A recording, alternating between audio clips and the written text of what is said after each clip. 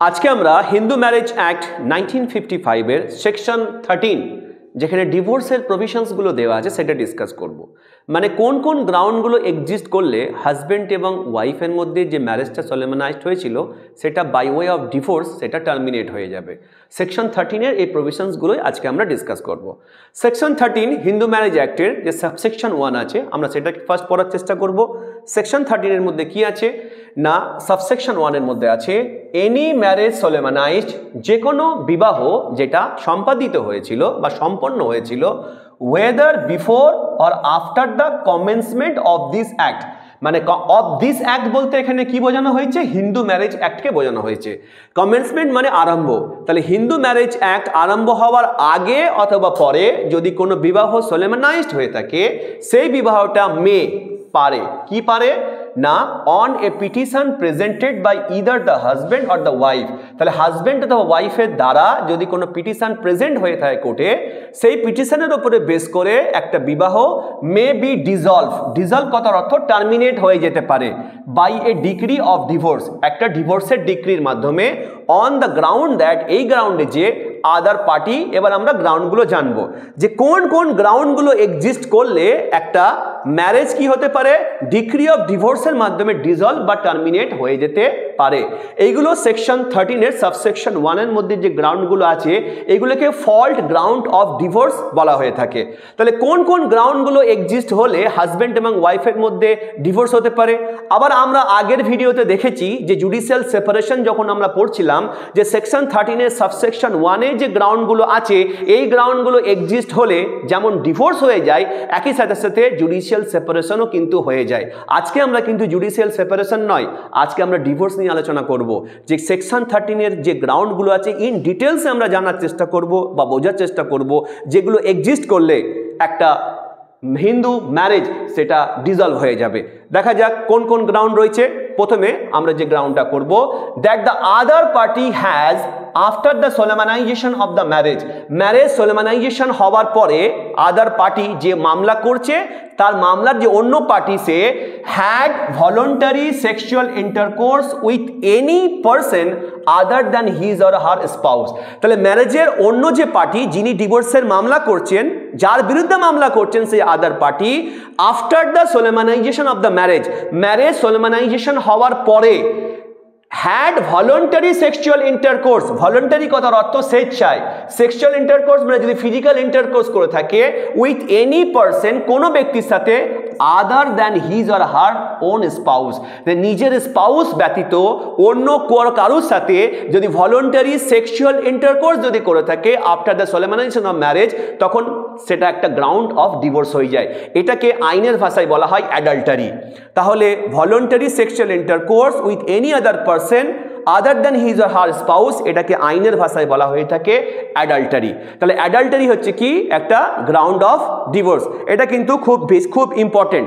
তার মানে শুধুমাত্র নর্মাল যদি কারোর সাথে কোনো অ্যাফেয়ার্স থেকে থাকে তাহলে কিন্তু সেটা কিন্তু গ্রাউন্ড অফ ডিভোর্স হবে না, কিন্তু যদি ভলেন্টারি সেক্সুয়াল ইন্টারকোর্স করে থাকে উনি with other person other than his or her spouse, তখন কিন্তু সেটা গ্রাউন্ড অফ ডিভোর্স হয়ে যাবে, যেটাকে অ্যাডাল্টারি বলা হয়ে থাকে। নাম্বার 2, যে গ্রাউন্ডে ডিভোর্স হয়ে থাকে, that the other party has after the solemnisation of marriage solemnisation বা সম্পন্ন হওয়ার পরে যে ব্যক্তিটি ডিভোর্সের মামলা করছে, যার বিরুদ্ধে মামলা করছে সেই other party treated the petitioner, মানে মামলাকারীকে ট্রিটেড করেছিল উইথ ক্রুয়েলটি, মানে নির্যাতন করেছিল। তাহলে যে পিটিশনার তাকে যদি ক্রুয়েলটি করে থাকে, মানে যার বিরুদ্ধে ডিভোর্সের মামলা করছে সেটা হাজব্যান্ডও হতে পারে সেটা ওয়াইফও হতে পারে, যিনি মামলা করছেন উনিও হাজব্যান্ড বা ওয়াইফ হতে পারে, যিনি রেসপন্ডেন্ট যার বিরুদ্ধে মামলা করা হচ্ছে সেও হাজব্যান্ড বা ওয়াইফ হতে পারে। বলছে যদি রেসপন্ডেন্ট কি করে থাকে বা আদার পার্টি টু দ্য ম্যারেজ যার বিরুদ্ধে অভিযোগ করা হচ্ছে সে যদি মামলাকারীকে যদি কোনো রকম ভাবে নির্যাতন করে থাকে, এই যে ক্রুয়েলটি মানে নির্যাতন, সেটা হতে পারে ফিজিক্যাল কোনো ক্রুয়েলটি, সেটা হতে পারে মেন্টাল ক্রুয়েলটি, মানে মানসিক নির্যাতন বা শারীরিক নির্যাতন, যে কোনো গ্রাউন্ডে কিন্তু ডিভোর্সের মামলা করা যেতে পারে এবং কোর্ট যদি স্যাটিসফাই হয় তাহলে কিন্তু ডিভোর্স দিতে পারে একটা ডিক্রি অফ নালিটির মাধ্যমে এবং ম্যারেজটা তাতে ডিজলভ হয়ে যেতে পারে। তাহলে নাম্বার 2 যে পয়েন্ট আমরা দেখতে পেলাম ক্রুয়েলটি, তাহলে ক্রুয়েলটি হচ্ছে একটা গ্রাউন্ড কিসের জন্য, ডিভোর্সের জন্য। নাম্বার 3 তে যেটা আমরা পড়বো, has deserted the petitioner for a continuous period of not less than 2 years immediately preceding the presentation of the petition। তাহলে 3 নম্বর পয়েন্ট আমরা দেখতে পাচ্ছি ডিজার্শন। এই ডিজার্শন কথাটার অর্থ কি আমরা আগে সেটাকে দেখে নেব যে ডিজার্শন বলতে কি বোঝানো হয়েছে। এই যে অ্যাক্ট আছে এই অ্যাক্টের নিচের দিকে মানে যে সেকশনটা আমরা পড়ছি এখানে এক্সপ্লেনেশন দেওয়া আছে। এই এক্সপ্লেনেশনের মধ্যেই উল্লেখ করে দেওয়া আছে যে ডিজার্শন কথাটার অর্থ কি। এই যে এক্সপ্লেনেশনটা আমরা পড়ছি এখানেই দেখো বলে দেওয়া আছে যে ডিজার্শন কথাটার অর্থ কি। কি দেওয়া আছে ডিজার্শন কথাটা? ইন দিস সাবসেকশন, এই যে সাবসেকশনটা সেকশন 13 এর সাবসেকশন 1টা পড়ছি, এই সাবসেকশন অনুসারে দ্য এক্সপ্রেশন ডিজার্শন মিন্স, ডিজার্শন কথাটার অর্থ the desertion of the petitioner by the other party to the marriage without reasonable cause, without consent or against the wish of such party, and includes the willful neglect of the petitioner by the other party to the marriage। তাহলে ডিজার্শন কথার অর্থ কি? কাউকে abandonment করে দেওয়া, পরিত্যক্ত করে দেওয়া। তাহলে যদি কোনো একটা পার্টি কি করছে ম্যারেজের অন্য কোনো পার্টিকে উইদাউট রিজনেবল কজ, কোনো যথোপযুক্ত কারণ ছাড়া যদি ডিজার্শন করে থাকে বা পরিত্যক্ত করে থাকে বা অ্যাবান্ডন করে থাকে, আর উইদাউট দ্য কনসেন্ট, যাকে ডিজার্শন করছে যাকে পরিত্যক্ত করছে তার সম্মতি ছাড়াই যদি তাকে ডিজার্শন বা পরিত্যক্ত করে থাকে, অর এগেনস্ট হার উইশ, সে চাইছে না পরিত্যক্ত হতে, সে চাইছে না ডিজার্টেড হতে, কিন্তু তার ইচ্ছার বিরুদ্ধে তাকে জোর করে যদি ডিজার্শন করা হয় বা পরিত্যক্ত করা হয়, অথবা includes the willful neglect of the petitioner by the other party to the marriage, ম্যারেজের আদার পার্টি যে রয়েছে সে যদি ইচ্ছাকৃতভাবে কি করে থাকে, উইলফুলি নেগলেক্ট মানে ইচ্ছাকৃতভাবে যদি অবহেলা করে থাকে কন্টিনিউয়াসলি, তখনও কিন্তু তাকে ডিজার্শন বলা হয়। তাই ডিজার্শন বলতে আমরা কি বুঝলাম, যে কোনো যথোপযুক্ত কারণ ছাড়া, যদি কারোর কনসেন্ট ছাড়া, যদি তার ইচ্ছার বিরুদ্ধে বা কন্টিনিউয়াসলি কাউকে নেগলেক্ট করা হয়, তখন সেটাকে বলা হচ্ছে কি ডিজার্শনস। তার ইচ্ছার বিরুদ্ধে যদি কাউকে কি করা হয়, পরিত্যক্ত করা হয়, ডিজার্টেড করা হয়, তার যদি কোনো কারণ ছাড়া করা হয়, তার কনসেন্ট ছাড়া যদি করা হয়, তখন সেটাকে ডিজার্শন বলা হয় এবং এটা একটা গ্রাউন্ড অফ ডিভোর্স। এবার আমরা কি করব, আমাদের যে মূল পয়েন্ট সেই মূল পয়েন্টে আমরা আবার ফেরত আসবো, যেটা আমরা এখানে পড়ছিলাম ডিজার্শনের যে ground, has deserted the petitioner। তাহলে ম্যারেজের যদি কোনো আদার পার্টি মানে যার বিরুদ্ধে মামলা করা হচ্ছে সে যদি পিটিশনারকে যদি ডিজার্টেড করা হতো, যদি পরিত্যক্ত করা হতো, ফর এ কন্টিনিউয়াস পিরিয়ড, এটা খুব important, for a continuous period of not less than 2 years, মানে 2 বছরের থেকে কম, কন্টিনিউয়াস 2 বছরের থেকে কম সময়ের জন্য যেন ডিজার্শনটা না করা হয়ে থাকে, মানে অ্যাটলিস্ট 2 ইয়ার্স ধরে 2 ইয়ার্স ধরে কন্টিনিউয়াসলি তাকে যেন ডিজার্শন করে থাকে। এই 2 ইয়ার্স বা 2 ইয়ার্সটা এটা কবে থেকে কাউন্টিং করা শুরু হবে, বলছে ইমিডিয়েটলি প্রিসিডিং। ইমিডিয়েটলি প্রিসিডিং মানে ঠিক আগে আগে। কার আগে আগে? The presentation of the petition. যেদিন ডিভোর্সের মামলাটা প্রেজেন্ট করলো কোর্টের কাছে, যেদিন কোর্টের কাছে মামলাটা প্রেজেন্ট করলো তার ঠিক ইমিডিয়েটলি প্রিসিডিং মানে তার ঠিক আগে আগে একটানা 2 বছর ধরে যেন তাকে ডিজার্শন করা হয়ে থাকে, তবেই কিন্তু এটা একটা গ্রাউন্ড অফ ডিভোর্স হবে। মানে ডিজার্শন একটা গ্রাউন্ড অফ ডিভোর্স হতে গেলে যেদিন পিটিশনটা কোর্টের কাছে প্রেজেন্ট করছে তার ঠিক আগে আগে 2 বছর ধরে যেন কন্টিনিউয়াসলি, অ্যাটলিস্ট 2 বছর ধরে কন্টিনিউয়াসলি যেন তাকে ডিজার্টেড করা হয় বা তাকে যেন পরিত্যক্ত করা হয়। কিভাবে? Without her consent, against her wish, এইভাবে যেগুলো আমরা উইদাউট রিজনেবল কোনো এক্সকিউজ ছাড়া বা কোনো কজ ছাড়া, বা যদি তাকে উইলফুলি নেগলেক্ট করে থাকা হয়, তখন সেটা কি হবে, একটা ডিজার্শন হবে এবং সেটা তখন একটা গ্রাউন্ড অফ ডিভোর্স হয়ে যাবে। আমরা নেক্সট এবার আমরা জানার চেষ্টা করব যে নেক্সট গ্রাউন্ড অফ ডিভোর্সটা কি আছে। has ceased to be a Hindu by conversion to another religion। তাহলে ম্যারেজের যে আদার পার্টি আছে যার বিরুদ্ধে ডিভোর্সের মামলা করা হচ্ছে, সে যদি হিন্দু ধর্ম পরিত্যাগ করে যদি অন্য কোনো রিলিজিয়নে যদি কনভার্ট হয়ে যায়, তাহলে কি হবে, এটা কিন্তু একটা গ্রাউন্ড অফ ডিভোর্স হয়ে যাবে। তাহলে আদার পার্টি যে আছে has ceased to be a Hindu by conversion to another religion, অন্য কোনো রিলিজিয়ন, সেখানে সে অন্য কোনো ধর্ম অ্যাডপ্ট করার মাধ্যমে সে যদি হিন্দু ধর্ম পরিত্যাগ করে নেয়, তাহলে এটা একটা গ্রাউন্ড অফ ডিভোর্স হয়ে যাবে। নেক্সট যে পয়েন্ট আছে এই পয়েন্টটা ভীষণ ইম্পর্টেন্ট, আমরা নেক্সট পয়েন্টটাকে জানার চেষ্টা করব বা আমরা বোঝার চেষ্টা করব। নেক্সট পয়েন্টটা তাহলে কি বলছে, has been incurably of unsound mind. Incurably এই টার্মটা এখানে ইউজ করা হয়েছে। ইনকিউরেবলি কথার অর্থ যেখান থেকে কিওর হওয়ার বা সুস্থ হওয়ার কোনো সম্ভাবনা নেই। তাহলে কোনো ম্যারেজের আদার পার্টি বা যার বিরুদ্ধে ডিভোর্সের মামলা করা হচ্ছে, সে যদি ইনকিউরেবলি আনসাউন্ড মাইন্ড হয়ে যায়, মানে যেখান থেকে আনসাউন্ড মাইন্ডটা আর থেকে সাউন্ড মাইন্ড হওয়ার আর হওয়ার কোনো সম্ভাবনাই নেই, বলছে সেটা তখন একটা গ্রাউন্ড অফ ডিভোর্স হয়ে যাবে। অথবা হ্যাজ বিন সাফারিং, তাহলে আদার পার্টি মানে যার বিরুদ্ধে ডিভোর্সের মামলা করা আছে সে যদি ভোগ করে থাকে কন্টিনিউয়াসলি একটানা অর ইন্টারমিটেন্টলি কোনো রকম ছেদ ছাড়া ফ্রম মেন্টাল ডিসঅর্ডার মানসিক ভারসাম্যহীনতা থেকে, অফ সাচ এ কাইন্ড এমন এক প্রকৃতির মানসিক ভারসাম্যহীনতা, and to such an extent সেই মানসিক ভারসাম্যহীনতার পরিধি এতটাই বেশি that the petitioner can not reasonably be expected, মামলাকারী কখনো এটা আশা করতে পারে না টু লিভ উইথ দ্য রেসপন্ডেন্টের সাথে বসবাস করবে। তাহলে এমন একজন ব্যক্তি তার মানসিক ভারসাম্যহীনতা হয়েছে, কন্টিনিউয়াসলি একটানা মানসিক ভারসাম্যহীনতা চলছে, ইন্টারমিটেন্টলি কোনো রকম ছেদ ছাড়া, এবং সেই মানসিক ভারসাম্যহীনতাটা এমন এক প্রকৃতির এবং এর বিস্তৃতি এতটাই বেশি যে পিটিশনার কখনো এটা ভাবতে পারে না, এক্সপেক্ট করতে পারে না যে এইরকম একটা মানসিক ভারসাম্যহীন ব্যক্তির সাথে আমি কন্টিনিউয়াসলি কি করব, বসবাস করব। সেক্ষেত্রে বলছে এটা একটা গ্রাউন্ড অফ ডিভোর্স হয়ে যাবে। তাহলে এই যে গ্রাউন্ড আমরা পড়লাম, দুটো মেন জিনিস আছে, একটা হচ্ছে আনসাউন্ডনেস অফ মাইন্ড, সেটা ইনকিউরেবলি হতে হবে। যদি কিউরেবল কোনো কিছু আনসাউন্ডনেস অফ মাইন্ড হয়, মানে যেখান থেকে সুস্থ হওয়ার চান্সেস রয়েছে, তাহলে কিন্তু কোর্ট ডিভোর্স দেবে না এবং সেটা গ্রাউন্ড অফ ডিভোর্সও হবে না। এমন প্রকৃতির আনসাউন্ড মাইন্ড হতে হবে, মানে এমন আনসাউন্ড মাইন্ড হয়েছে যেটা ইনকিউরেবল, যেখান থেকে কিওর হওয়ার, সুস্থ হওয়ার কোনো চান্সেস নেই, অথবা যার বিরুদ্ধে অভিযোগ, যার বিরুদ্ধে ডিভোর্সের মামলা করা হচ্ছে, সে যদি কন্টিনিউয়াসলি এবং ইন্টারমিটেন্টলি যদি মেন্টাল ডিসঅর্ডারনেস থেকে যদি সাফার করে থাকে, এমন এক মানসিক ভারসাম্যহীনতা হয়েছে, এমন এক প্রকৃতির এবং তার পরিধি এতটাই বেশি এবং সেটা কন্টিনিউয়াসলি এবং ইন্টারমিটেন্টলি সে সাফার করছে, যাতে করে পিটিশনারের কাছে কখনো রিজনেবল নয়, এক্সপেক্টেড নয় যে ওই রেসপন্ডেন্টের সাথে সে বসবাস করবে। সেক্ষেত্রে কি হবে, এটা একটা গ্রাউন্ড অফ ডিভোর্স হবে। তাহলে এই পয়েন্ট আমাদের কাছে খুব ইম্পর্টেন্ট, প্রত্যেকে এই পয়েন্টটাকে ভালো করে একটু রিপিটেডলি এটাকে একটু শুনে নেবে। আমরা এবারে নেক্সট পয়েন্টের দিকে আসবো। সেই নেক্সট পয়েন্টের মধ্যে বলা আছে, এটাও খুব ইম্পর্টেন্ট পয়েন্ট একটা, যে has been suffering from venereal disease in a communicable form. এই ভেনেরিয়াল ডিজিজ কথার অর্থ হচ্ছে সেক্সুয়াল ডিজিজের কথা বলা হয়েছে।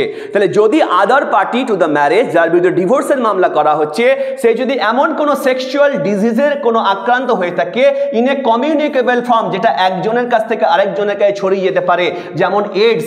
এইডস হচ্ছে কি একটা ডিজিজ, এইডস হচ্ছে একটা সেক্সুয়াল ডিজিজ যেটা কিনা একজনের কাছ থেকে আরেকজনের কাছ থেকে ছড়িয়ে যেতে পারে।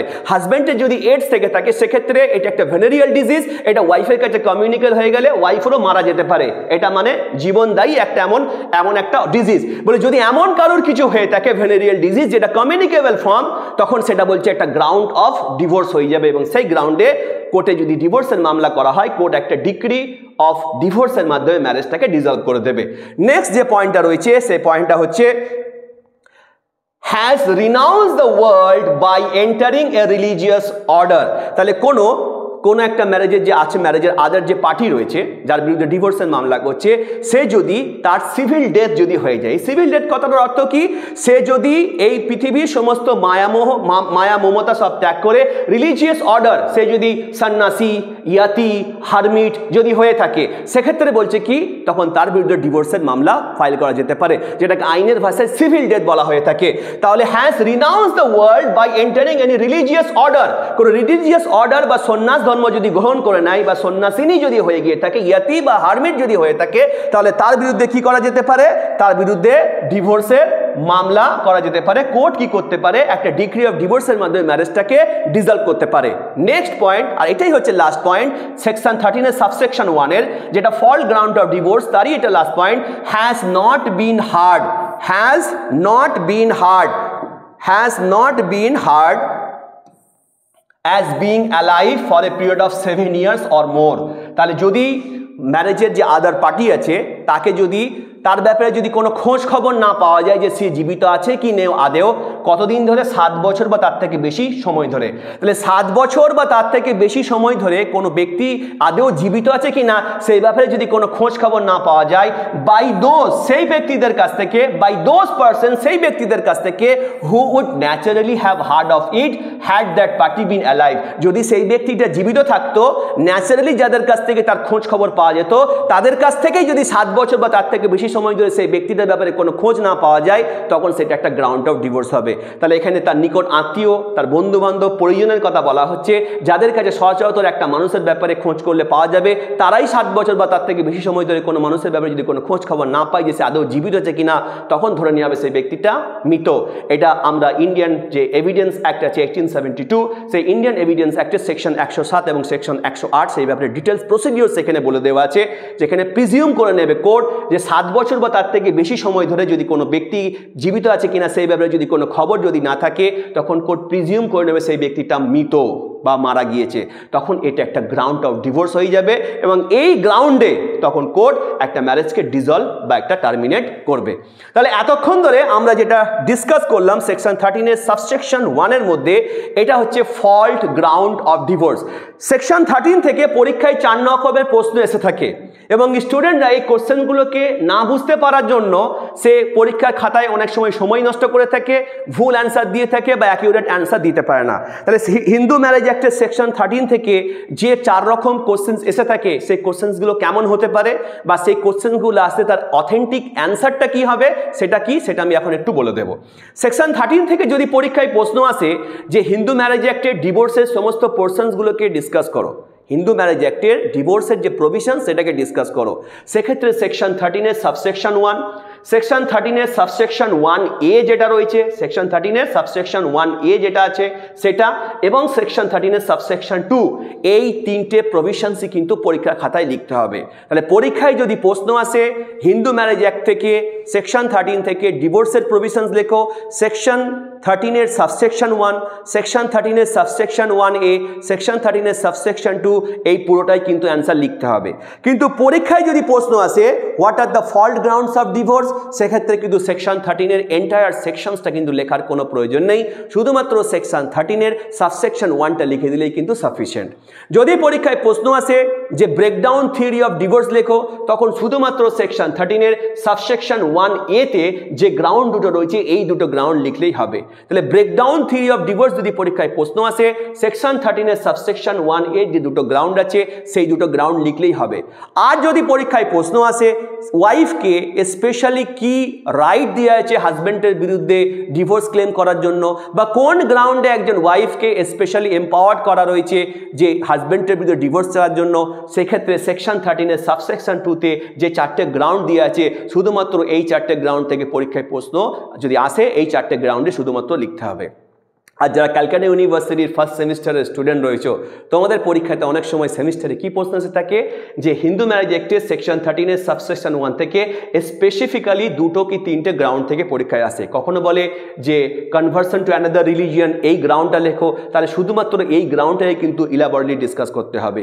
বা ডিজার্শন যদি এসে থাকে, শুধুমাত্র ডিজার্শন এই গ্রাউন্ডটার উপরে, বা ক্রুয়েলটি এই গ্রাউন্ড থেকে পরীক্ষায় প্রশ্ন আসে। তো পরীক্ষায় স্পেসিফিক্যালি যে গ্রাউন্ডের উপর থেকে পরীক্ষায় প্রশ্ন আসছে সেই গ্রাউন্ড অফ ডিভোর্সটাকে কিন্তু তোমাকে ইলাবরেটলি কেস ল সহ পয়েন্ট ওয়াইজ কিন্তু অ্যান্সারগুলোকে সুন্দর করে লিখতে হবে।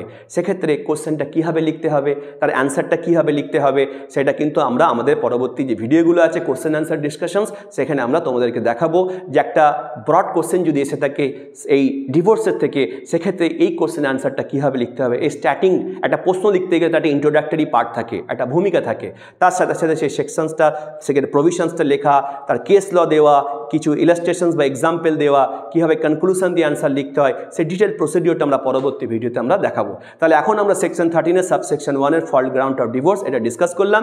এবার আমরা ব্রেকডাউন থিওরি অফ ডিভোর্স যেটা আছে সেকশন 13 এর সাবসেকশন 1A তে, এই ব্রেকডাউন থিওরি অফ ডিভোর্সটা এখন আমরা ডিসকাস করব। সেকশন 13 এর সাবসেকশন 1A তে বলে দেওয়া আছে যে দুটো গ্রাউন্ডে ডিভোর্স হয়ে থাকে সেই দুটো গ্রাউন্ডে আমরা ডিসকাস করব, এবং ভীষণ ইম্পর্টেন্ট হচ্ছে সেই দুটো গ্রাউন্ড।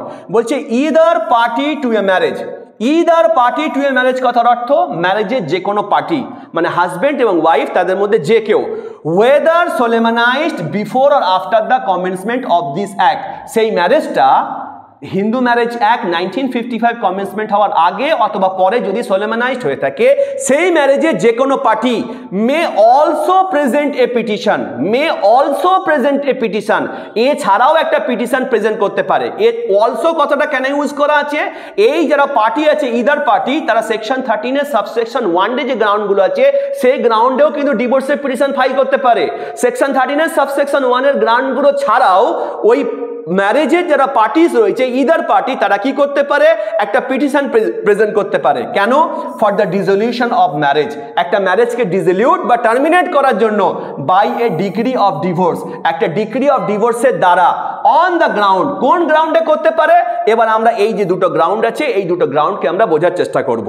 তাহলে আমরা কি দেখতে পেলাম সেকশন 13 এর সাবসেকশন 1A তে, যে যদি কোনো একটা বিবাহ হিন্দু ম্যারেজ অ্যাক্ট 1955 কমেন্সমেন্ট হওয়ার আগে অথবা পরে সোলেমানাইজড হয়ে থাকে, সেই বিবাহের যে কোনো party, either party May also present a petition, এছাড়াও একটা পিটিশন প্রেজেন্ট করতে পারে তাদের ম্যারেজটাকে ডিসলিউট করার জন্য একটা ডিগ্রি অফ ডিভোর্সের দ্বারা। কোন গ্রাউন্ডে? এবার আমরা সেই গ্রাউন্ডগুলোকে আমরা জানার চেষ্টা করব। Number 1 ground, that there has been no resumption of cohabitation as between the parties to the marriage for a period of 1 year or upwards after the passing of a decree for judicial separation in a proceeding to which they were parties. Very important provisions এখানে বলে দিল। তাহলে কি বলছে? That there has been no resumption of cohabitations, যদি পার্টিসদের মধ্যে কোহ্যাবিটেশনটা রিজাম্পশন না হয়, পুনরায় আবার যদি কোহ্যাবিটেশন তাদের মধ্যে যদি না হয়ে থাকে, কাদের মধ্যে? As between the parties to the marriage, ম্যারেজের যারা পার্টিস তাদের মধ্যে, for a period of 1 year or upwards, 1 বছর বা তার থেকে বেশি সময়ের মধ্যে। তাহলে এই 1 বছরটা কবে থেকে কাউন্টিং করা হবে? After the passing of a degree for judicial separation in a proceeding in which they are parties. তাহলে ওই হাজব্যান্ড এবং ওয়াইফের মধ্যে যদি প্রিভিয়াসলি জুডিশিয়াল সেপারেশনের কোনো মামলা যদি চলে থাকতো, সেই মামলাতে যদি কোনো একটা কোর্ট জুডিশিয়াল সেপারেশনের যদি ডিগ্রি দিয়ে থাকতো, যেদিন থেকে জুডিশিয়াল সেপারেশনের ডিগ্রিটা পাস হয়েছে তারপর থেকে 1 বছর বা তার থেকে বেশি সময়ের মধ্যে যদি তাদের কোহ্যাবিটেশনটা যদি রিজাম্পশন না হয়ে থাকে, তাহলে এটা একটা গ্রাউন্ড অফ ডিভোর্স হয়ে যাবে। তাহলে সেকশন 13 এর ক্লজ, সেকশন 13 এর সাবসেকশন 1 এর যে প্রথম যে ক্লজ, সেখানে আমরা কি দেখতে পেলাম? সেখানে দেখতে পেলাম যে হাজব্যান্ড এবং ওয়াইফের মধ্যে প্রিভিয়াসলি যদি সেকশন 10 অনুসারে যদি কোনো জুডিশিয়াল সেপারেশনের যদি কোনো মামলা হয়ে থাকতো, আর সেই মামলাতে কোর্ট যদি একটা জুডিশিয়াল সেপারেশনের ডিগ্রি পাস করে থাকতো, after the passing of that degree of judicial সেপারেশনস, 1 বছর বা তার থেকে বেশি সময়ের মধ্যে হাজব্যান্ড ওয়াইফের মধ্যে কোহ্যাবিটেশন যদি ফার্দার যদি রিজিউম না হয়ে থাকতো, তাহলে এটা একটা গ্রাউন্ড অফ ডিভোর্স হয়ে যেত। এবং সেই গ্রাউন্ড অফ ডিভোর্সে ইদার পার্টি কোর্টের কাছে একটা পিটিশন প্রেজেন্ট করতে পারতো। কিসের জন্য? তাদের ম্যারেজটাকে ডিসলিউট করার জন্য, বাই এ ডিগ্রি অফ ডিভোর্সের দ্বারা। তাহলে আমরা দেখতে পেলাম প্রথম পয়েন্টের মধ্যে কি দেওয়া আছে। এবার আমরা দেখার চেষ্টা করব 2 নম্বর পয়েন্টের মধ্যে কি দেওয়া আছে। That there has been no restitution of conjugal rights as between the parties to the marriage for a period of 1 year or upwards after the passing of a decree for conjugal rights in a proceeding to which they were parties.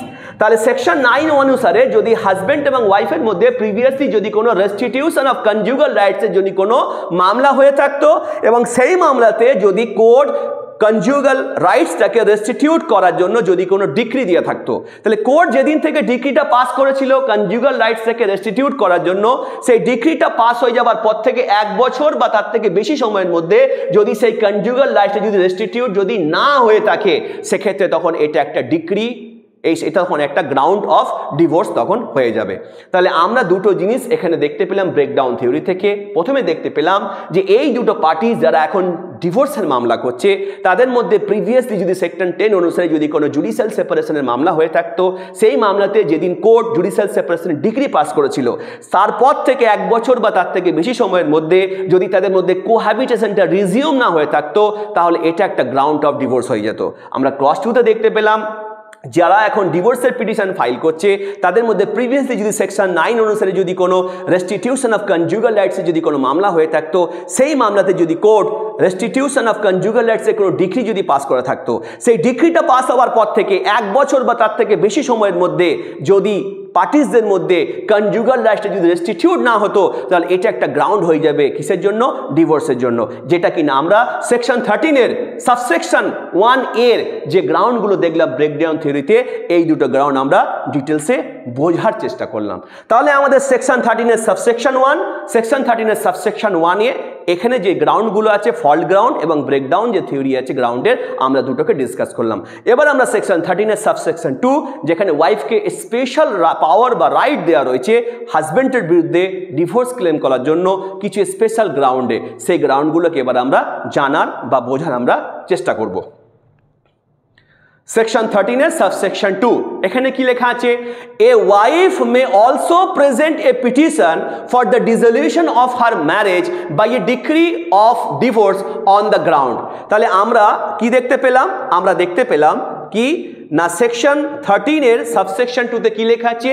A wife may also, also মানে section 13-এর subsection 1, section 13-এর subsection 1 এ অনুসারে একটা wife কিন্তু হাজব্যান্ডের বিরুদ্ধে divorce চাইতে পারে।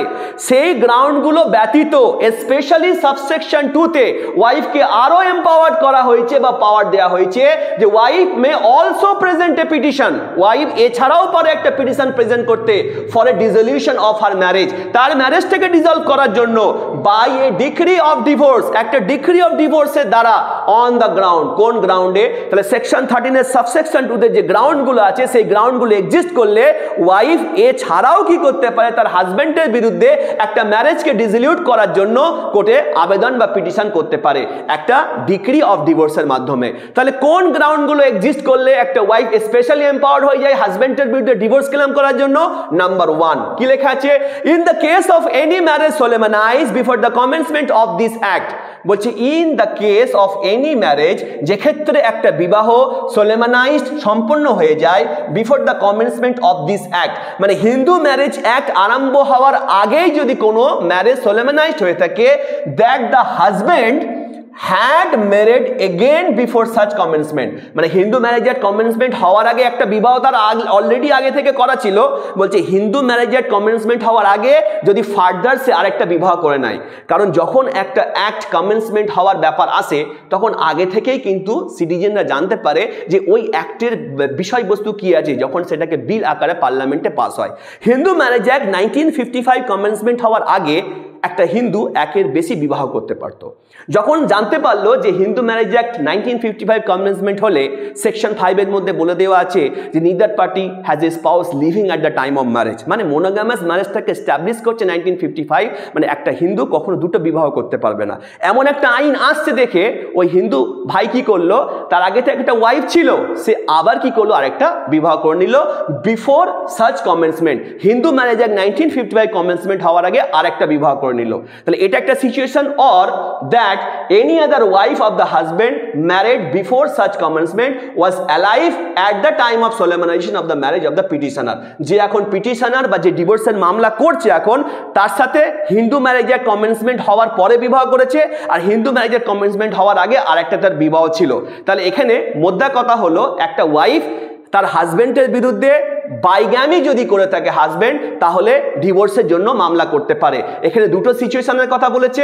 প্রথম situation এটা বললো যে কোনো একটা হাজব্যান্ডের যদি প্রিভিয়াসলি একটা ওয়াইফ থেকে থাকে এবং হিন্দু ম্যারেজ অ্যাক্ট কমেন্সমেন্ট হওয়ার আগেই যদি আরেকটা বিয়ে করে নেয়, তার মানে হিন্দু ম্যারেজ অ্যাক্ট কমেন্সমেন্ট হওয়ার আগেই যদি তার দুটো বিবাহ হয়ে থাকে, সেক্ষেত্রে ওয়াইফ কি করতে পারবে, এই গ্রাউন্ড দেখিয়ে ডিভোর্স চাইতে পারবে। অথবা হিন্দু ম্যারেজের কমেন্সমেন্ট হওয়ার আগে একটা বিবাহ হয়েছিল আর হিন্দু ম্যারেজ অ্যাক্ট কমেন্সমেন্ট হওয়ার টাইম পরে আরেকটা বিবাহ হয়েছে, এবং সেই যখন দ্বিতীয় বিবাহ করছে হিন্দু ম্যারেজ অ্যাক্ট কমেন্সমেন্ট হওয়ার পরে, হিন্দু ম্যারেজ অ্যাক্ট কমেন্সমেন্ট হওয়ার আগের যে ওয়াইফ সে তখনও অ্যালাইভ জীবিত ছিল, এই যদি হয়ে থাকে গ্রাউন্ড, তখন সে একটা ওয়াইফ কি করতে পারে, যে দ্বিতীয় ওয়াইফ সে ডিভোর্সের জন্য মামলা ফাইল করতে পারে। কি গ্রাউন্ড দেখিয়ে?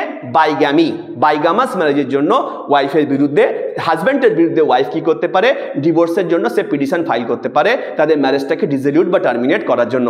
তাহলে 1 নম্বর পয়েন্ট আমরা দেখতে পেলাম। এর সাথে একটা প্রভিশো অ্যাড করা আছে। সেই প্রভিশোর মধ্যে কি দেওয়া আছে? Provided that in either case, এই যে দুটো সিচুয়েশনের কথা বলা আছে, এই দুটো ক্ষেত্রেই the other wife is alive, অন্য যে ওয়াইফ তাকে জীবিত থাকতে হবে at the time of presentation of petition. যখন কোর্টে ডিভোর্সের পিটিশনটা প্রেজেন্ট করবে তখন অন্য যে পার্টি আছে ম্যারেজ ম্যারেজের মানে অন্য যে ওয়াইফ আছে তাকে যেন জীবিত থাকতে হবে। যদি একটা ওয়াইফ আগেই মারা যায় তাহলে কিন্তু বাইগামাস আর হচ্ছে না, কারণ একটা ওয়াইফ একটা হিন্দু থাকতেই পারে, একটা হিন্দু হাজবেন্ডের একটা ওয়াইফ থাকতেই পারে, সেক্ষেত্রে কিন্তু এই ম্যারেজটা তখন কিন্তু টার্মিনেট করার জন্য সে ডিভোর্সের মামলা করতে পারবে না। তাই জন্য দুটো ওয়াইফকেই জীবিত থাকতে হবে at the time of presentation of petitions, সেটা কিন্তু ক্রাইটেরিয়া হিসেবে ভবিষ্যতে উল্লেখ করে দেওয়া আছে। এবার আমরা দেখার চেষ্টা করব সেকশন 13 সাবসেকশন 2 যেটা আছে, সেই সেকশন 13 সাবসেকশন 2-তে 2 নম্বর কি গ্রাউন্ডের কথা বলা আছে, that the husband has since the solemnisation of the marriage. এই সিন্স কথাটা এখানে খুব ইম্পর্টেন্ট। কেন এই সিন্স কথাটা ইম্পর্টেন্ট? ম্যারেজ সলেমানাইজেশনের আগে যদি কোনো কিছু হাজব্যান্ড করে থাকতো তার জন্য কিন্তু সে এই ম্যারেজটা কিন্তু টার্মিনেট হবে না ডিভোর্সের দ্বারা। সেই জন্য বলছে that the husband has since the solemnisation of the marriage. Since মানে থেকে, যেদিন থেকে ম্যারেজটা সলেমানাইজেশন হয়েছে সেদিন থেকে being guilty of rape, sodomy or bestiality। তাহলে রেপ, সডমি আর বেস্টিয়ালিটির মতো ঘৃণিত কার্যের সাথে যদি কোনো হাজব্যান্ড জড়িত থাকে, কবে থেকে?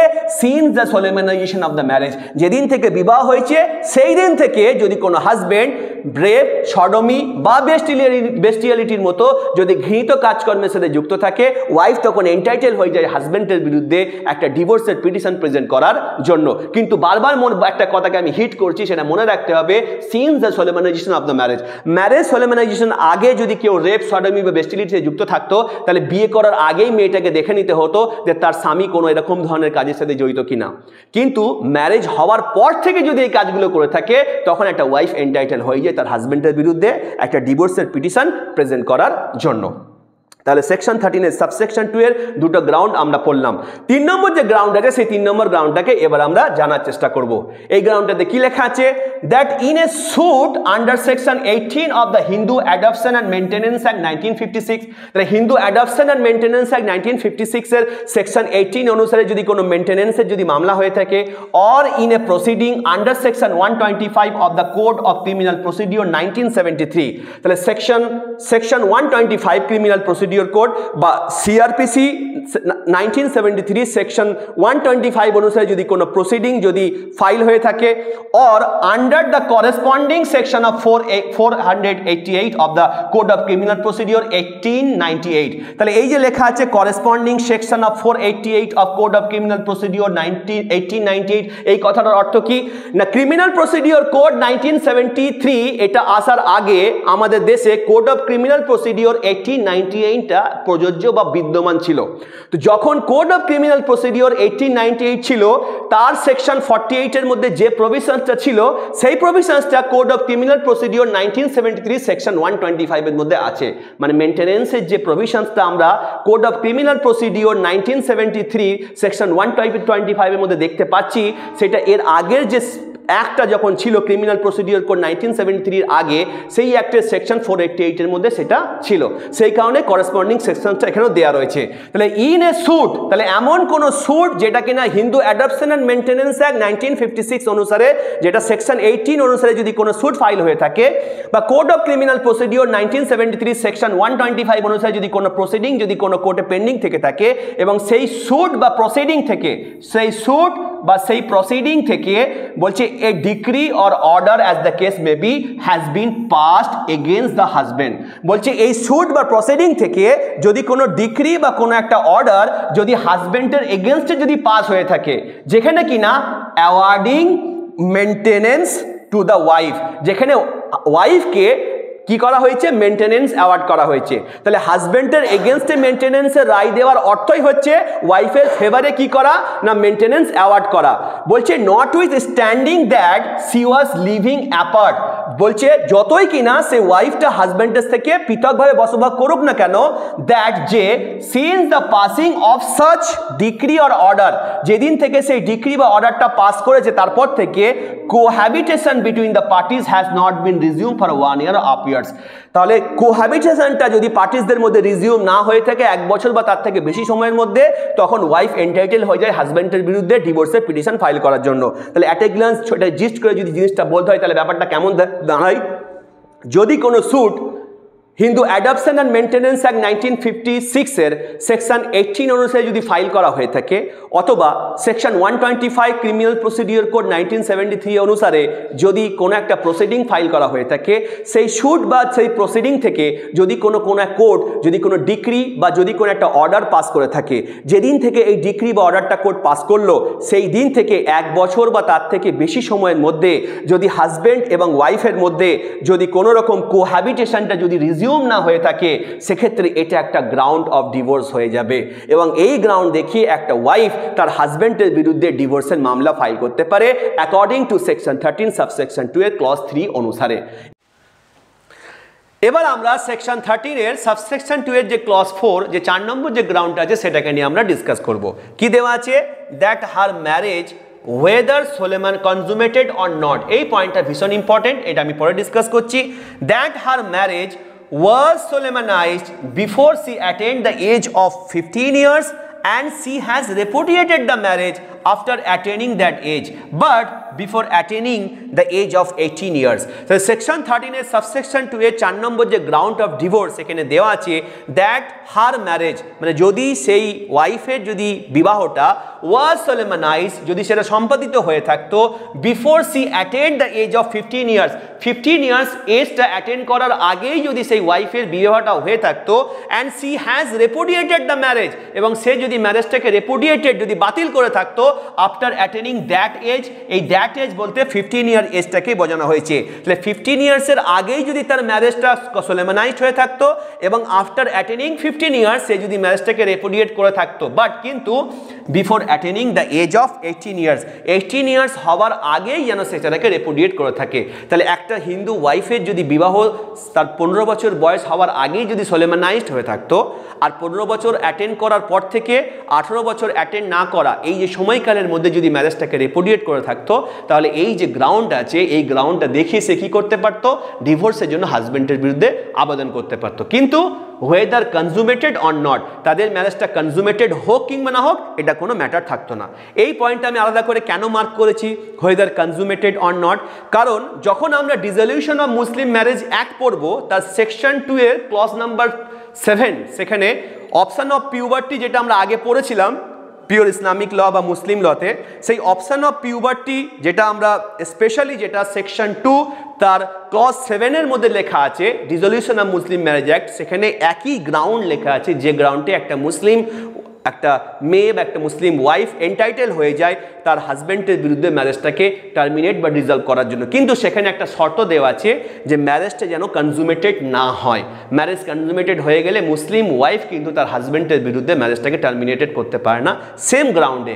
কিন্তু হিন্দু ম্যারেজ অ্যাক্টের সেকশন 13 এর সাবসেকশন 2 এর 4 নম্বর গ্রাউন্ডে এখানে বলে দেওয়া আছে যে ম্যারেজটা কনজুমেটেড হোক কিংবা না হোক একটা হিন্দু ওয়াইফ এন্টাইটেল হয়ে যাবে তার হাজব্যান্ডের বিরুদ্ধে ডিভোর্সের মামলা করার জন্য যদি কিনা তার বিবাহটা 15 বছর বয়স অ্যাটেন্ড করার পর আগেই যদি সোলেমানাইজড হয়ে থাকে এবং সে যদি তার ম্যারেজটাকে after attaining 15 years but before attaining 18 years যদি রেপুডিয়েট করে থাকে তাহলে সে ম্যারেজটাকে কি করতে পারবে না ডিক্রি অফ ডিভোর্সের মাধ্যমে এটাকে ডিসলভ বা টার্মিনেট করতে পারবে। তাহলে আমরা এতক্ষণ ধরে সেকশন 13 যেটা আছে সেই সেকশন 13 এর গ্রাউন্ডস অফ ডিভোর্স নিয়ে ডিসকাস করলাম। ভিডিওটা একটু লং ভিডিও হয়েছে কিন্তু সেকশন 13 একটা ইম্পর্টেন্ট সেকশনস, এমন কোনো হিন্দু ম্যারেজ অ্যাক্টের কোশ্চেন পেপার নেই যেখানে সেকশন 13 থেকে প্রশ্ন থাকে না। সেকশন 13টা হচ্ছে এমন একটা সেকশনস যে সেকশনস থেকে কিন্তু হিন্দু ম্যারেজ অ্যাক্টের যে কোনো কোশ্চেন পেপারেই কিন্তু প্রশ্ন থেকে থাকে। তাই এই সেকশনটা হিন্দু ম্যারেজ অ্যাক্টের সেকশন 13 এর গ্রাউন্ডস অফ ডিভোর্সগুলোকে ইলাবরেটলি ডিসকাস করার চেষ্টা করলাম। যদিও শুধুমাত্র সেকশন 13 এর যে প্রভিশনসগুলো বেয়ার একটা দেওয়া আছে আমি সেটাকে এক্সপ্লেন করেছি, কিন্তু কীভাবে নোটস আকারে লিখতে হবে, কীভাবে কেস ল লিখতে হবে সেগুলো তো একই ভিডিওটা এত বড় হয়ে যাচ্ছে, সেগুলো ডিসকাস করতে গেলে আরও বড় হয়ে যাবে এবং স্টুডেন্টরা ইন্টারেস্ট হারিয়ে ফেলবে। সেই কারণে আমি যতটা সম্ভব চেষ্টা করেছি শুধুমাত্র এই যে বেয়ার অ্যাক্টের যে মেন প্রভিশনস সেটাকে বোঝানোর মধ্যে সীমাবদ্ধ থেকেছি। এর থেকে ডিটেলসে যদি করতে হয় সেক্ষেত্রে আমাকে আলাদা ভিডিও বানাতে হবে এবং ভিডিও বানিয়ে সেটাকে আপলোড করব এবং আমি চেষ্টা করব সেই ভিডিওটা বানিয়ে স্টুডেন্টদেরকে হেল্প করার জন্য। আজকে এখান পর্যন্তই থাকবে।